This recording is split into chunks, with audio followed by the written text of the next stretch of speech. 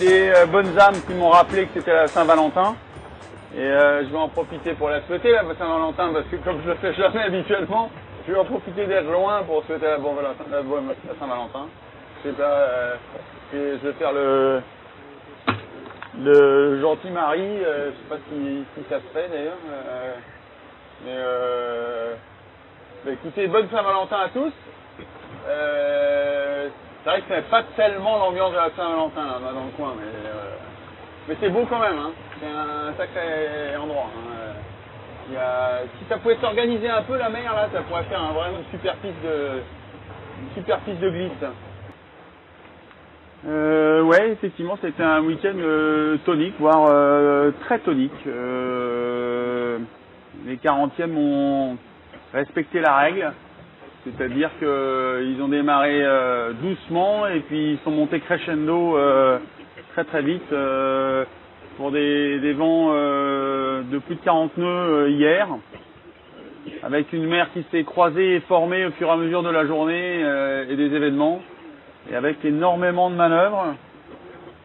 Une journée la plus physique de toutes celles que j'ai eues depuis le départ.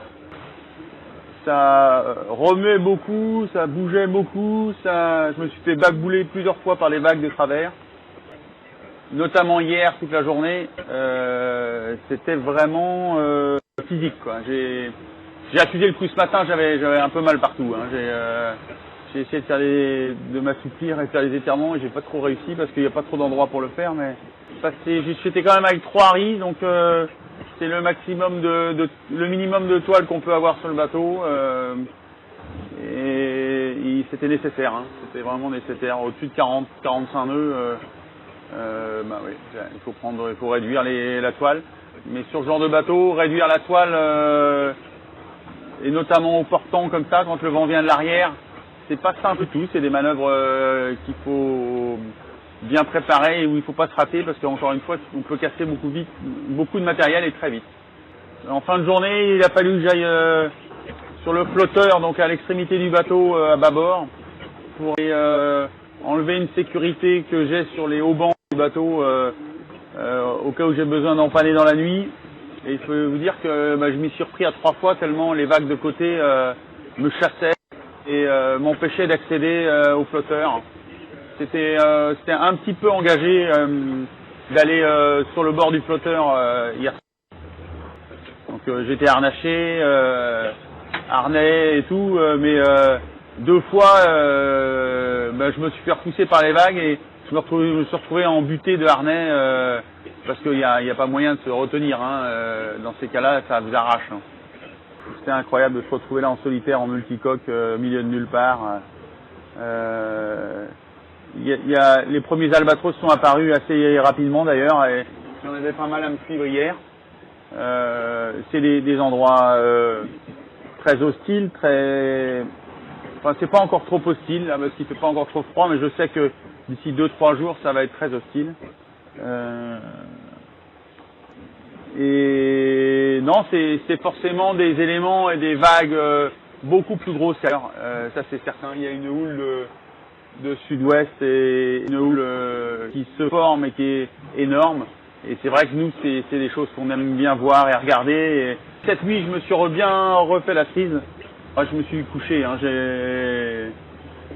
Alors c'est sûr que c'est pareil, c'est un exercice délicat. Hein. Il y a des grosses vagues dehors. Là, on va en prendre une grosse là. On va en prendre une très grosse là. Là, c'est beau, hein, ce qu'on va faire là. Là, on l'a bien enchaîné en plus les deux là, c'est sympa. Tu vas te coucher, tu te mets dans la banette et pour autant tu sens le bateau qui part de temps en temps comme maintenant à 31-32 nœuds. Tout ça c'est une chaîne de petites choses qui font que le bateau se débrouille un peu tout seul, que ce soit le pilote, que ce soit le réglage du bateau, que ce soit chaque pièce dans le bateau.